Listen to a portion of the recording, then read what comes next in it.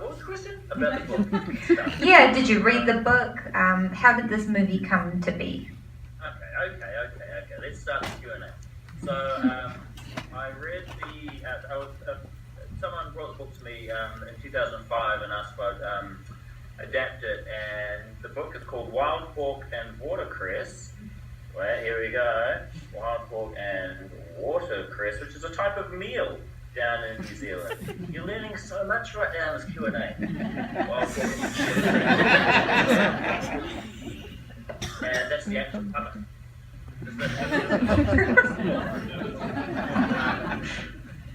And I really loved it. The script is nothing like the book. Oh, hello. Yeah. Sometimes the internet here really screws up, so just, I'll come back if the connection drops out. But the book is it's not very funny. It's very beautiful and poetic, and it's a quiet book. But I didn't think that it would be. It would definitely have been cinematic, but it would have. I think it needed a car chase or two in it. Because I know films and I know what makes a good film, and most films need a car chase. So I put that in there, and I put all the comedy in there, and I thought Reese's character wasn't in the book, and Paula, the social welfare worker, she's not in the book. So I added a lot of these kind of over the top characters to give it a bit more flavour, a bit more life, and so I like the idea of it becoming becoming Ricky's fantasy coming true. Mm-hmm. That he's, his desire to be wanted and be loved escalates to he keeps pushing it to the point where he's wanted and loved by the entire country. Mm-hmm. And there's only one place to go after that, and that's into a shootout. It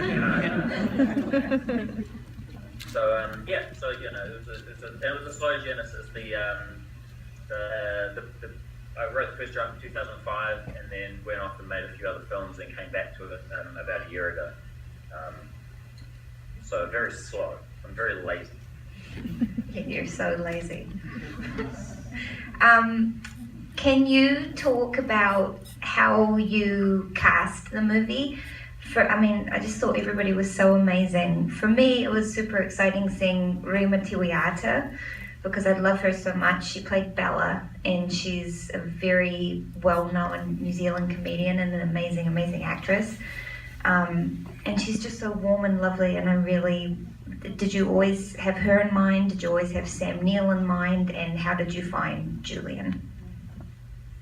I found Julian on the internet. It's on kidactorsforhire.com, and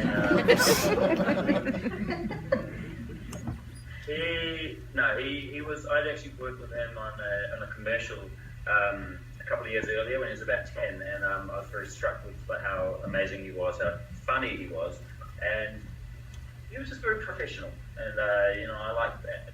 Mm-hmm. Yeah, froze. It looks like you're still thinking. Oh, there you are.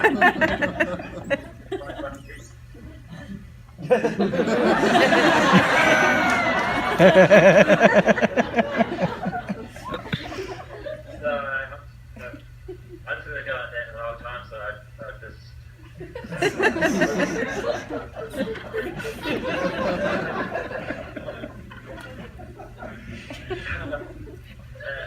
That's how you should do photos. If you're going to group photos, just get everyone to go like that. I knew he'd be perfect, and so I just met him in the park. With Sam, I'd been tracking his progress as an actor.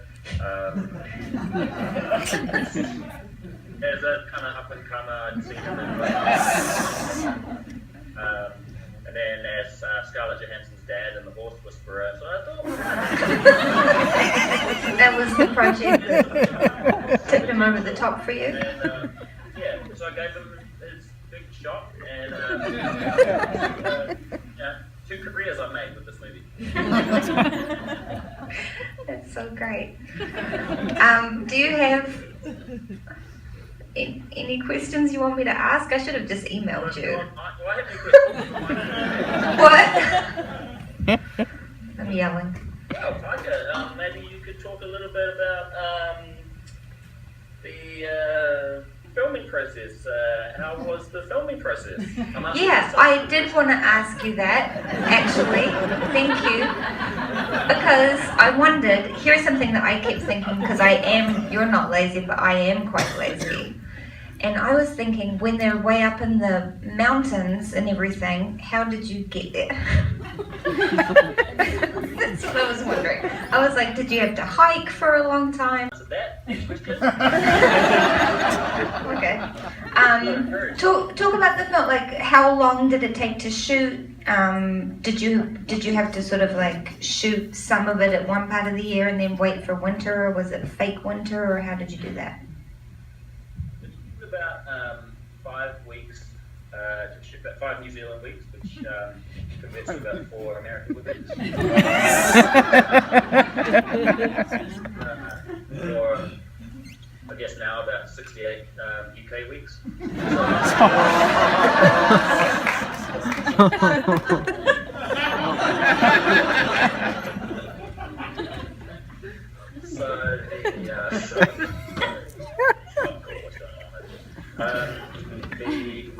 The process. Your question was how long it took, and I just answered that.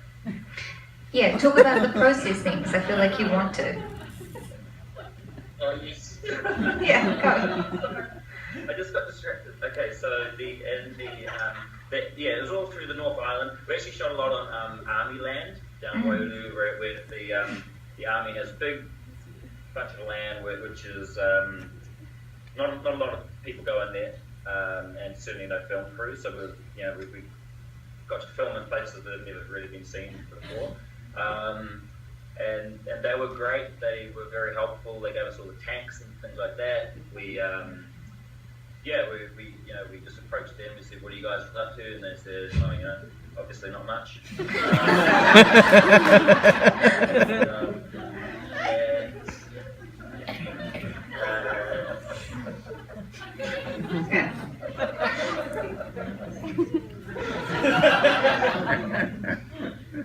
Should I ask? They're amazing. So and we actually had these, they said, if you basically come and use this place as however you want, film anywhere you want, just look out for any unexploded bombs and stuff. Oh my god!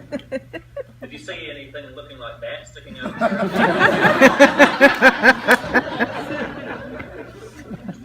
obviously don't touch it. Did you see any unexploded bombs? Yes. Oh. They're all over the place. And so what you do is you tell one of the Army guys, and they come along with a can of spray paint, and then they put a circle around it.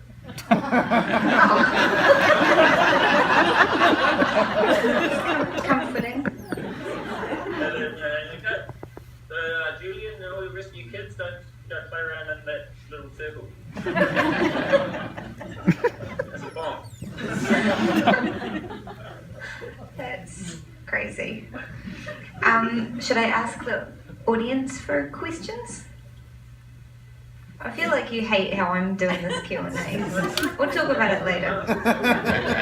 Okay, we'll ask for questions. Does anyone have any, please? Over here. Oh, yes. I was wondering, all of his movies have been sort of small and feel very personal, and how has it been adjusting to making a big giant movie like Thor 3? Did you hear that? I did. The adjustment isn't really, it's not that noticeable. I think it's just mainly scale.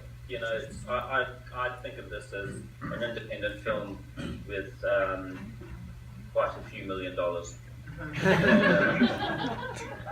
And so the only real difference I notice is there's a lot more people.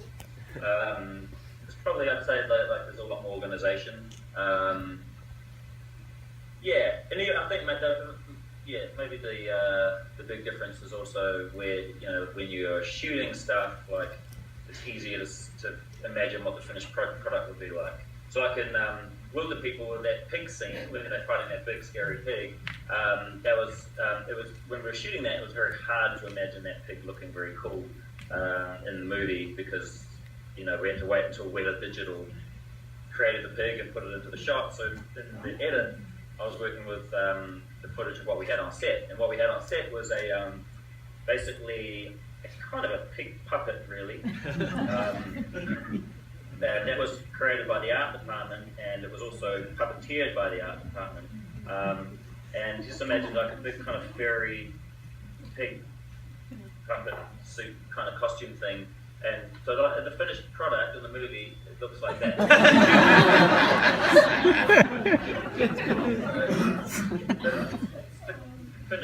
That's the thing you guys get to enjoy. But what I see when I'm shooting that is very different because and this is why it's very hard when you when you do these kind of scenes. You want them to be exciting, but then often when you're in the middle of the situation shooting it, it doesn't feel very exciting, and you get very worried and you think, oh no, what are we doing? Because this here really is what I saw when we were shooting that.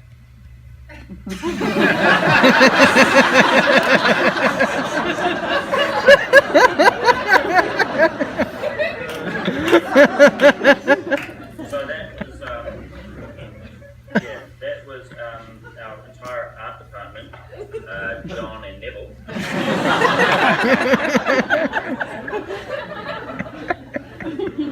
And I'll keep that up there. You might want to take a screenshot of that in case you ever meet them. You'll know what they look like. You can say, oh, hey Neville, oh, great work on that thing.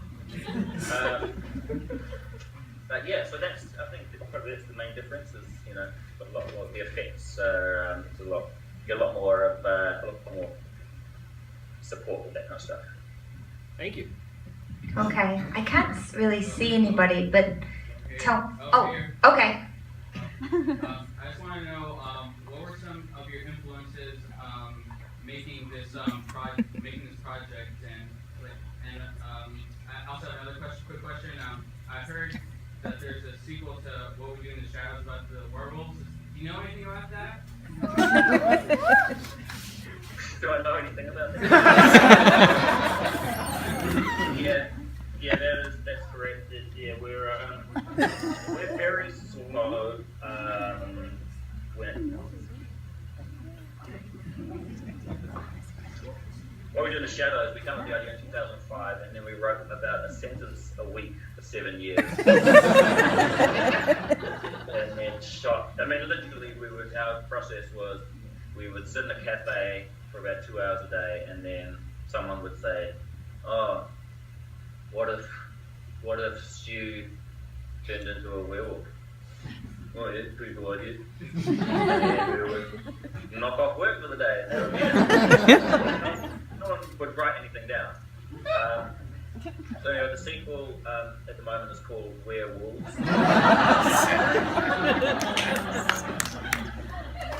And it'll follow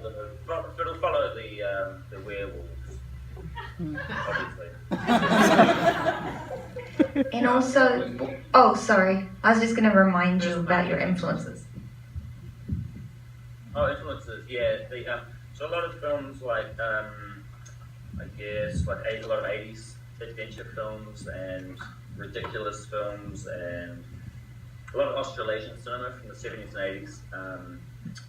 In New Zealand in the 80s, we were obsessed with making films where someone would have to drive a car from the top of the North Island to the bottom of the South Island, and with very little focus on story, but a lot of car chases and police cars turning over and stuff. And so I liked that aspect of it, but then also wanted to make a cool buddy flick, a road trip.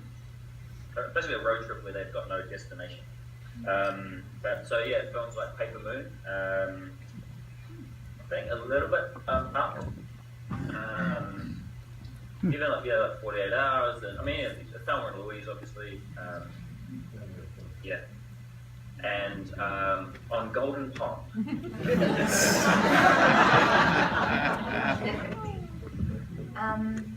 Just yell your questions out because it just looks like Over Jesus here. is coming. Okay. I thought the music was amazing. How did you choose the music and the musical director and that? The music was, most of it was scored by some friends of mine, the Phoenix Foundation, who have done work on all my other films.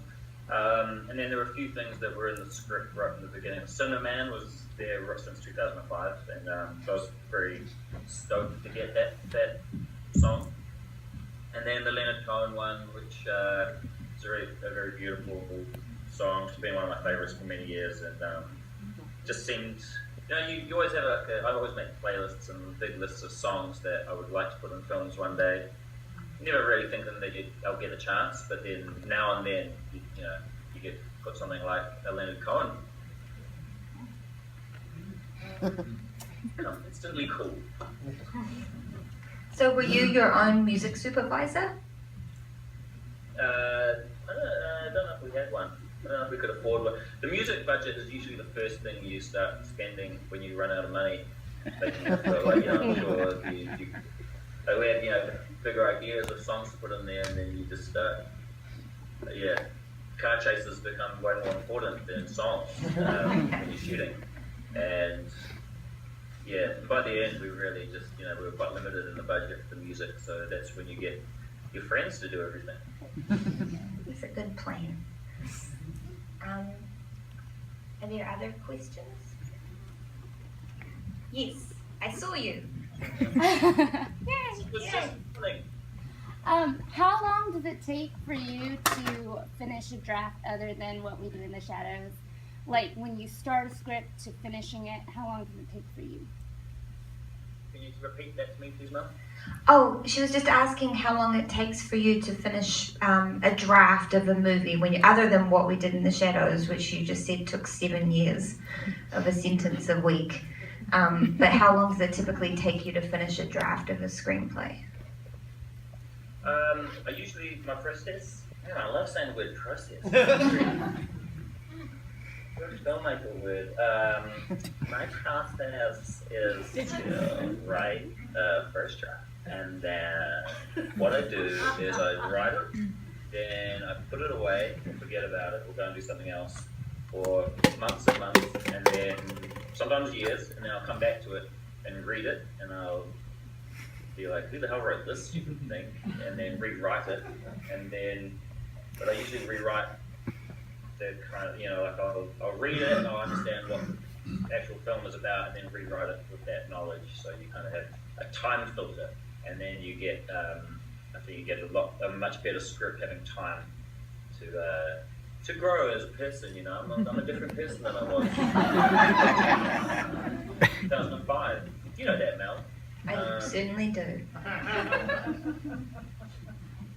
Yeah. So does the first draft happen quite quickly, or is it different every time?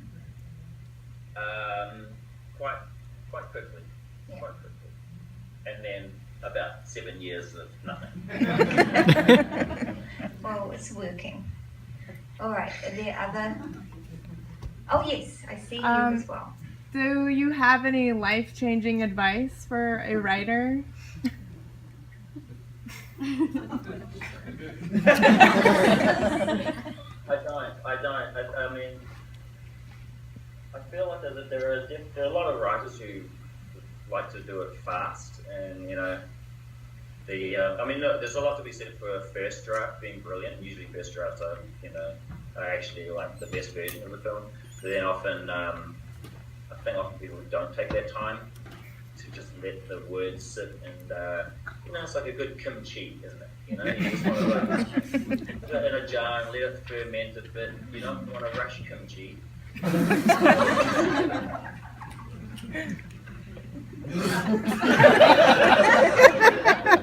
That was life changing. Just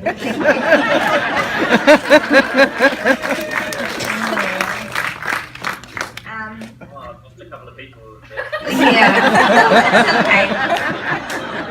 They probably were going to leave anyway before you answered that question. It probably wasn't the kimchi thing, was it? They're not telling me. I don't know how long we have. Are there other questions? Oh yes, I see your hand. Yes. Is the actor Julian much like Ricky? Yes, he is very much like Ricky. Yeah, he's a great guy. He doesn't actually like hip hop at all. He doesn't listen to hip hop. But I think the sensitivity, I think he's a bit of a poet. I think underneath his cool exterior, he's a very sensitive young man. Same with Sam. Underneath that grizzled old face is a sensitive young man. Okay, I think we have time for one. What? Actors who,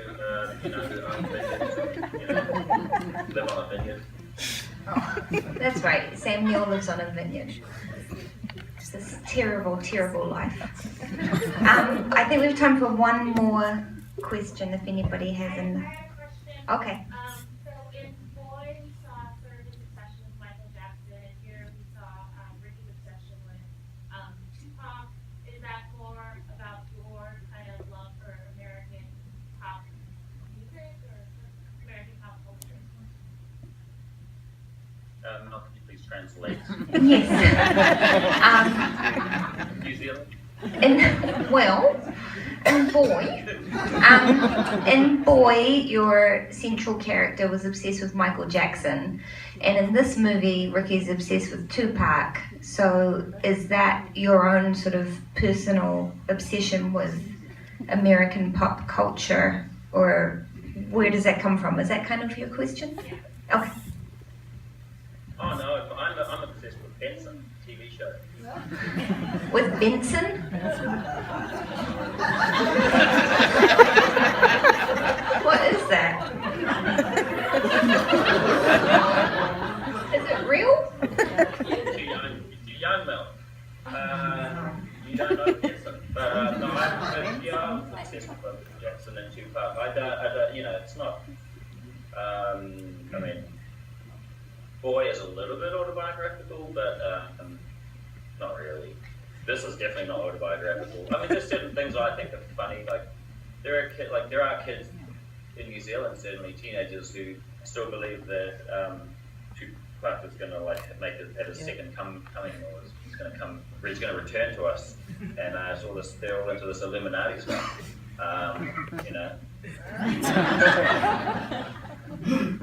So I just find it funny, that it's like 12-year-olds out there who they're obsessed with this idea. But yeah.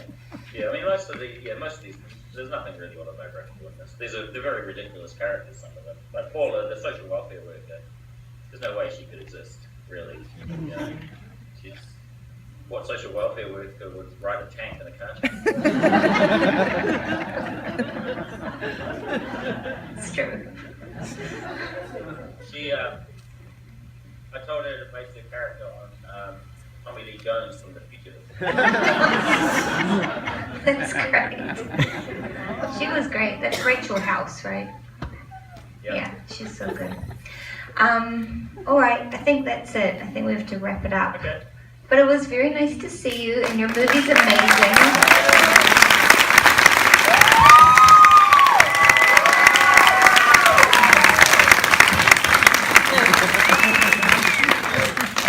What? Anybody else for something? Oh.